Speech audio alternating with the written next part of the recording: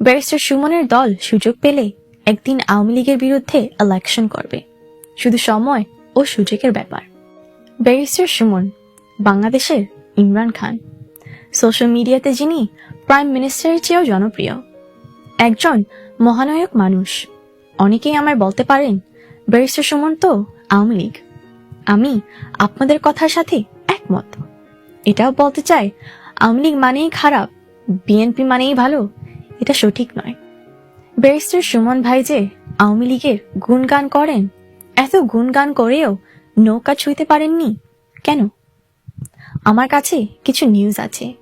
Barrister Suman real Awami League না, উনি একজন দেশপ্রেমিক। দেশকে ভালোবাসেন, দেশের মানুষকে ভালোবাসেন। ওনার টার্গেট অনেক উপরে। উনি আওয়ামী লীগে ভেষ ধরে আছেন শুধু বিপদ আপদ থেকে বাঁচার জন্য, ওনার টার্গেটে পৌঁছার জন্য। এই মুহূর্তে দেশের সবচেয়ে জনপ্রিয় একজন ব্যক্তি হলেন ব্যারিস্টার সুমন। ওনার জনপ্রিয়তা সারা দেশে, বিদেশে, এমনকি আমেরিকাতেও। কি আছে ব্যারিস্টার সুমনের কপালে? খুব গোপন খবর, ব্যারিস্টার সুমনকে ভয় পান আওয়ামী লীগের সবাই। যে কোনো সময় ওনার বিরুদ্ধে চলে যাবে গভর্নমেন্টের একটা পাওয়ারফুল পার্ট। ওনাকে বিপদে ফালানোর চেষ্টা করা হবে, ওনার ক্যারিয়ার শেষ করার চেষ্টা করা হবে। তবে ব্যারিস্টার সুমন এগুচ্ছেন বিশাল আশা নিয়ে, বিশাল উদ্দেশ্য নিয়ে। কি সেই বিশাল উদ্দেশ্য? দেশকে দুর্নীতি মুক্ত করার উদ্দেশ্য। মৃত্যুকে ভয় করেন না ব্যারিস্টার সুমন। নিজের চেষ্টায় এমপি হয়েছেন। হয়তো কিছু ভুল আছে ওনার, তবে চিন্তা সৎ, উদ্দেশ্য সৎ।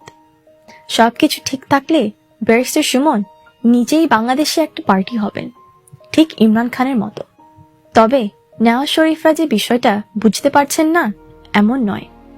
ব্যারিস্টার সুমনের কাজ, সততা, পরিশ্রম, দেশের প্রতি ভালোবাসা একদিন অনেক নেতার কান্নার কারণ হবে। ব্যারিস্টার সুমন ক্ষমতা পেলে 1 মাসে দেশের চেহারা চেঞ্জ করে ফেলবেন, চুরমুক্ত করে ফেলবেন, মানুষের চোখে মুখে হাসি ফুটাবেন।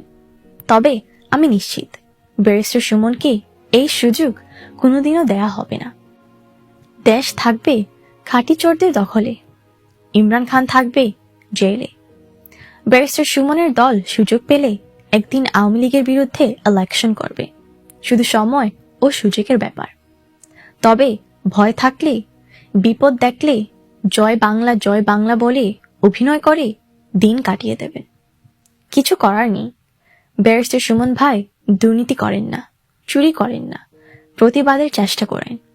এটাই ওনার যোগ্যতা। এখন ওনাকে নিয়ে বিপদে সরকার। ভালো থাকবেন সবাই। আসসালামু আলাইকুম।